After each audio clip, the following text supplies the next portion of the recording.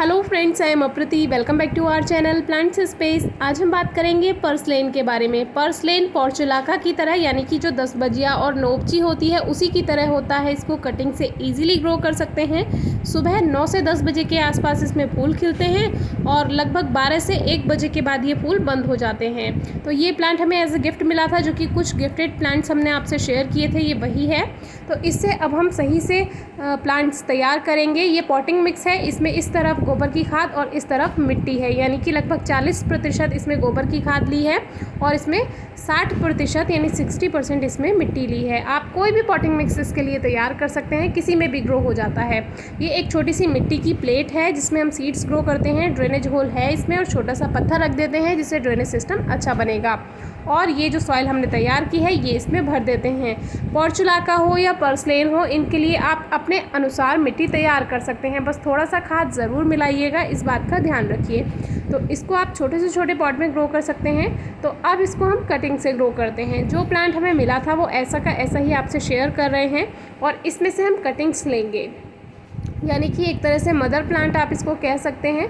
तो mother plant से हमने ये कटिंग्स ले ली हैं और कुछ कटिंग्स इसमें बेकार हैं, तो इसको प्लांट से अलग कर देते हैं, जिससे मदर प्लांट में भी न्यू ग्रोथ होगी और फिर आप इससे काफ़ी सारे प्लांट्स तैयार कर सकते हैं, गिफ्ट कर सकते हैं अपने आसपास।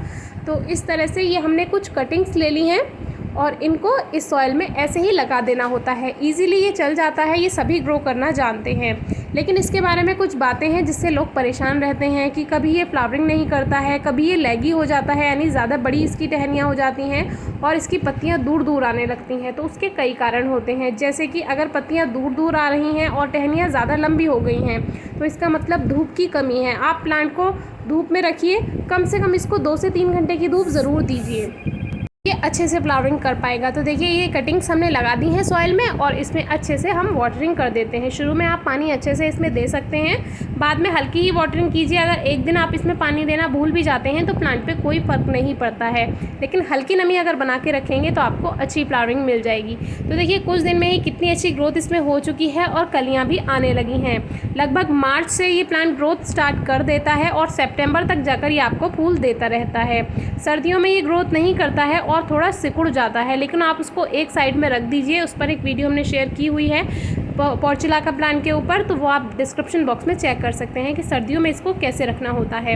तो अभी इस पर कलियाँ आ चुकी हैं। अब जैसे हमने छोटे पॉट में लगाया है तो आप चाहें तो इसमें टाइम टू टाइम लगभग 1 महीने में आप इसमें लिक्विड फर्टिलाइज़र दे सकते हैं कोई भी, तो ये और भी अच्छे से फ्लावरिंग करता है। और इसको पिंचिंग अगर आप करते रहेंगे, यानी कि टाइम टू टाइम इसकी कटिंग्स एक जगह से निकाल कर दूसरी जगह लगाते रहेंगे, तो ये बुशी होता रहेगा और ज़्यादा फ्लावरिंग देता रहेगा। देखिए हमारा प्लांट कितना घना हो चुका है और इस पर काफ़ी सारे फ्लावर्स आ चुके हैं। तो इस तरह से ये प्लांट ग्रोथ करता है, कटिंग से चल जाता है, धूप की ज़रूरत होती है। अब जैसे ये सुबह को लगभग 9-10 बजे खिल जाएगा, फिर ये अपने आप 12-1 बजे मुरझा जाएगा और फिर कल को फिर से इसमें फ्लावर्स खिलेंगे। पुराने सूखे फूलों को हटाने की कोई ज़रूरत नहीं है, आप ऐसे ही रहने दीजिए तो ही ये प्लांट अच्छे से चल जाएगा। और कभी इसमें फ्लावरिंग बंद हो जाती है जैसे एक समय के बाद, तो फिर से आप थोड़ी सी कटिंग कर दीजिए इसकी, फिर से इसमें न्यू ग्रोथ होगी और ये लगातार आपको फूल देता रहेगा।